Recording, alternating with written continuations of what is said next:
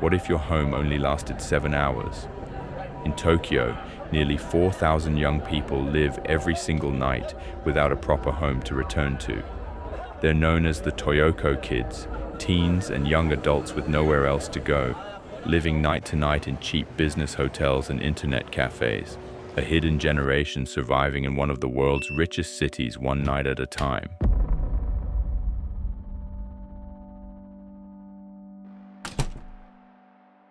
On the surface, Tokyo is a dream destination for many.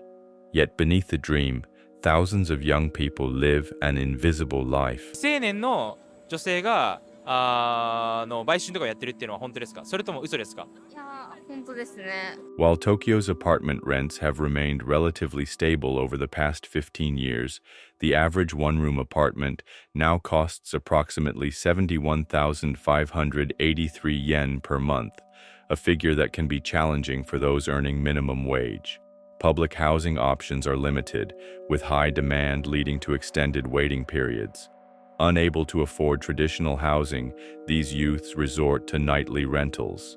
Capsule hotels, manga cafes, and business hotels like Toyoko Inn have become temporary homes.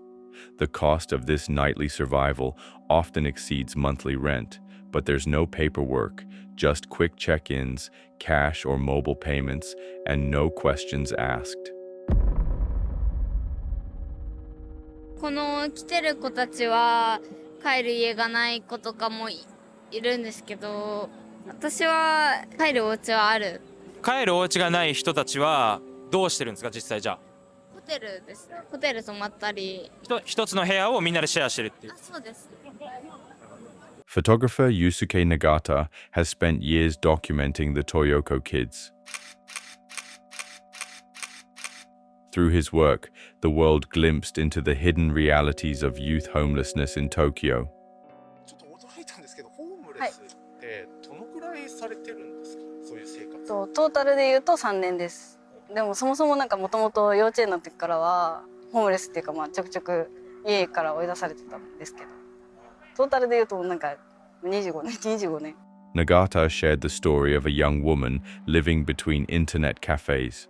She works full-time at a convenience store but cannot afford rent. Her belongings fit into a single bag, her routine punctuated by 7-hour stays at cafes, capsules, or 24-hour eateries. 一人でいたいってそういう微妙な相反する思いをうまく解消できるような場所かな。個室っていう面で一人ではあるけど。 Another story, reported by Zenbird Media, describes a teenage boy in Kabukicho. Forced onto the streets after conflicts at home, he now makes a living by handing out promotional flyers at night. Sleeping in manga cafes, he spends roughly 3,000 yen per night, trapped in a cycle of earning just enough to pay for another night indoors. 田舎みたいに開放的なところもあれば、都会みたいに、今は東京なんですけども、完全に他人と干渉しないとか。Each story highlights the same grim reality. The nightly cost to survive in Tokyo is higher than normal rent, but without stable employment or a guarantor, an apartment remains impossible.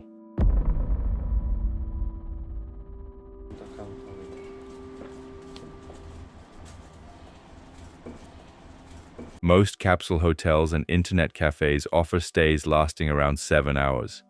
Check-in at 10 p.m., check-out by 7 a.m. sharp.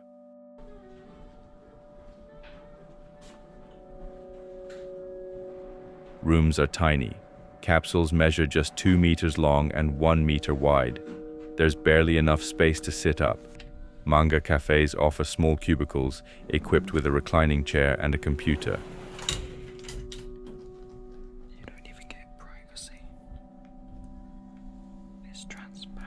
Privacy is limited, real rest even more so. A news report by Tokyo MX captured the harsh morning routine of these young people. Housekeeping arrives early, lights flicker on automatically, and everyone must leave immediately. They carry backpacks and plastic bags holding their possessions, a change of clothes, toiletries, smartphones. Anything more would slow them down, risking theft or loss.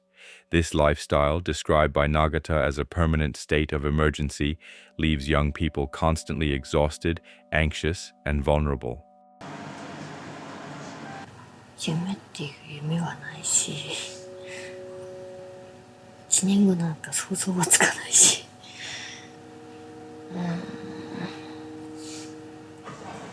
さい、あまりに自分に興味がなくて何にも思い浮かばない。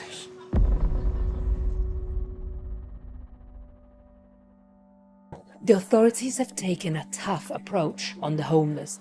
Parks were locked and lit up at night to discourage people from sleeping there. Officially, Japan claims low homelessness rates, under 4,000 nationwide. Yet the Toyoko kids are not counted. Why? Because by law, staying overnight in manga cafes or capsule hotels isn't technically homelessness.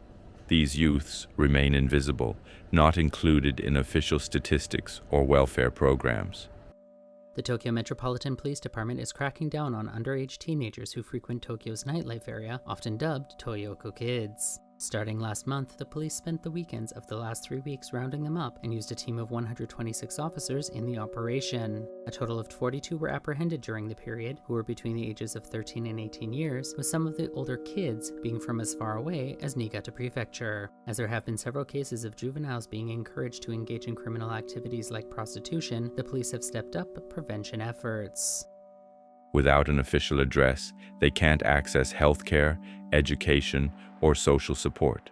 The welfare system requires proof of residence, an impossible ask for someone changing addresses nightly. NGOs such as Kolabo and Tenohasi try to help. They offer meals, healthcare advice, and occasional shelter, but their resources are limited, and many youths are too ashamed to seek assistance openly. 警察はどうしてるんですか？ここの東横。だって普通に子供がストリートで寝てたりしたらダメじゃないですか。一応ちゃんとやってる分には仕事してるんですけど、まあでも警察ができるとこにも限界があるよねみたいな。警察官って特に何もしてなくて、本当に問題が起きてから来てみたいな感じなので、そんなに関与してないのかなっていうのはあります。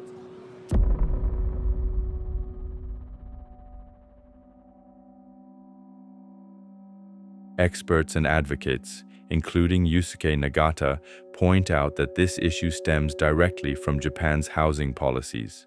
High rents, strict lease requirements, and insufficient public housing create impossible hurdles for vulnerable youth. Nagata's photos capture Tokyo's contradictions, starkly wealthy shoppers passing unaware by exhausted teenagers sitting in cafe corners, heads bowed, hoping not to draw attention. 観光名所の真ん中にあるっていうのがなんかすごい特殊っすよね。本当に観光客とかってなんか驚かれたりとかしないですかね？いや本当にそれはありますよ。なんだろうな、この人たちが珍しいみたいな感じでなんか写真とかそういうのを撮ったりとか、こちら側としては別に普通にいるだけの存在なので別に特別なことでもないの。In neighborhoods like Kabukicho, Toyoko kids navigate the neon-lit streets each night, knowing tomorrow's survival depends entirely on today's earnings. 組み合わさってるから逆にすごく居心地がいい空間かな。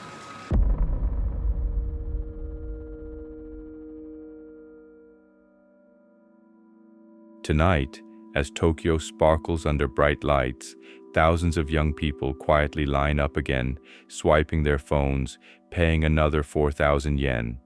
Another 7-hour stay in tiny rooms, tiny capsules, tiny chairs, each one silently hoping tomorrow will be different, knowing deep down it won't.